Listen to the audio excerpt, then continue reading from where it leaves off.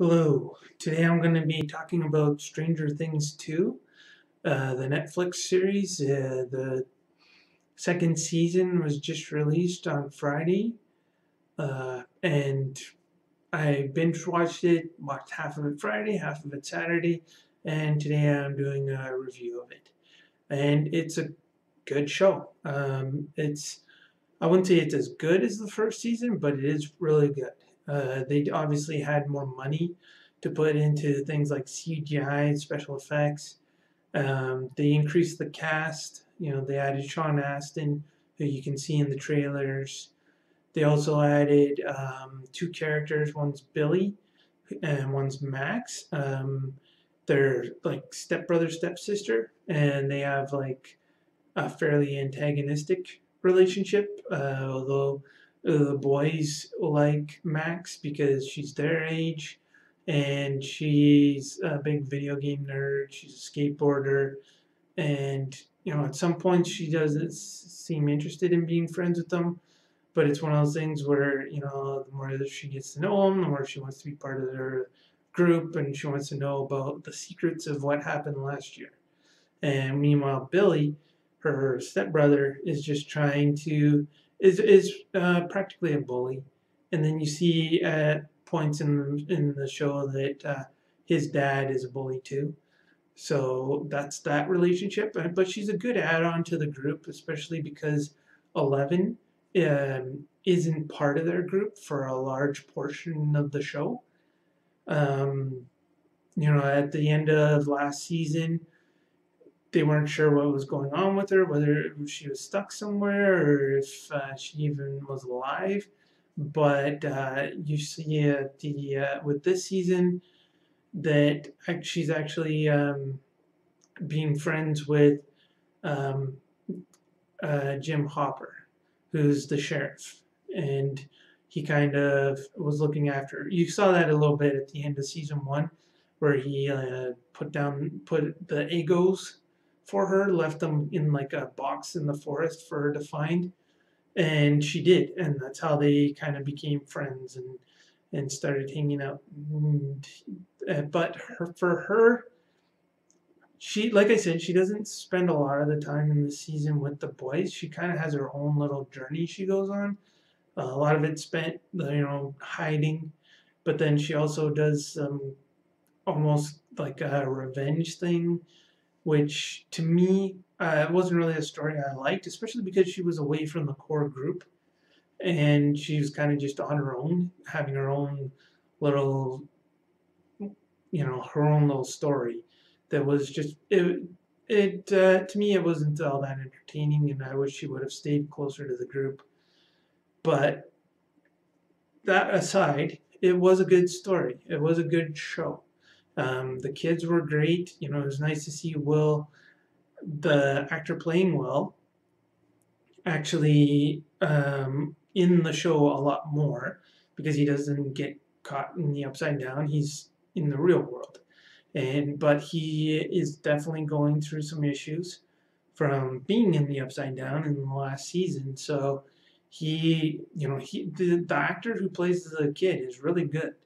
Like, he goes through a lot of emotions throughout this show, and he's very good at showing all of it, and it really makes you feel it when he's going through trouble and pain and fear. It all hits home. Sean Astin's character is a great addition. Like, he's just kind of just a really nice guy who shows up and wants to be part of the family. Is in love with Winona Ryder and wants to hang out with the family and be part of it. It's really it's nice to see this one guy come in and he's all grounded. And meanwhile, these guys have this really big history from last season. This character of Steve, he was the boyfriend of Nancy. He's good. Like, at the end of last season, he was kind of showing more range, and in this season, he has more depth to him, and he's a more entertaining character. Jonathan and Nancy kind of go off on their own, and again, just like 11, they have their own little story that takes them away from the core group. which to me, I just wish they would have all stayed in the town, kept it more small than, everybody going off for these little road trips, but that's what they did, and most of it was about Barb, and the character that died last year, and trying to get some kind of closure for her and her family, which is really Nancy as pretty much the only one who still wants that, it seems. And then the kids, you got Dustin, who's great. He has a little story arc with he likes Maxine, and then he also meets a creature from the Upside Down that he kind of likes like a pet, which is pretty interesting.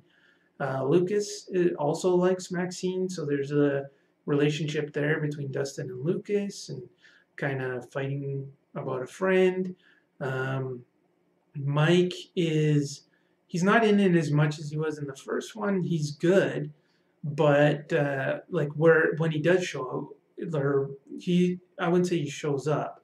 Like he's always there. It's just he doesn't have a lot to do in this one.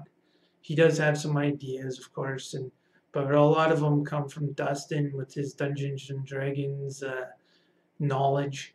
So, and how it relates to the Upside Down and what's going on there. So for that, that would be the only character that really didn't have a lot to do this season is Mike. But Steve did great. The new character Billy, he was a really kind of a one-note bully, which was a bit whatever. Like you've seen that before. But Maxine was good. She was good as a new person into the group, along with Will, who was kind of out of it a lot because of everything he's dealing with the Upside Down. So overall, it was really good. It just one of the biggest complaints I would have is that it's predictable, because they do seem to follow the same formula that they did last year.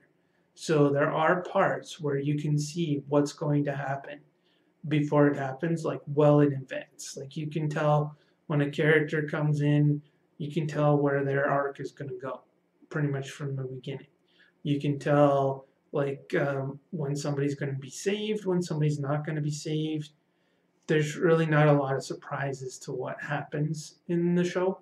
So that part is a little unfortunate. It just seems like they're following the same kind of formulas that they did in the first one, just adding a bigger budget. It's still good. The acting's good. The writing's good. It's just not as good as the first season, and they didn't do enough original to separate themselves from that season.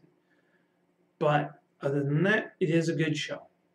So for my rating, I'm going to rate it a 7 out of 10. The season 1, I would rate a 9 out of 10. So it's good. For me anyways, knowing pretty much everything that was going to happen took a lot away. There was no surprises. There was no, just everything you could see coming because you've seen it before last season. That's the only negative. It's still an entertaining show. It's still good. But if last season is still really fresh in your mind, you might want to wait a little bit before you watch this season, because you're going to see a lot of the same beats, the same tropes, the same plans even that they come up with. Not necessarily the plan, but what they do with it.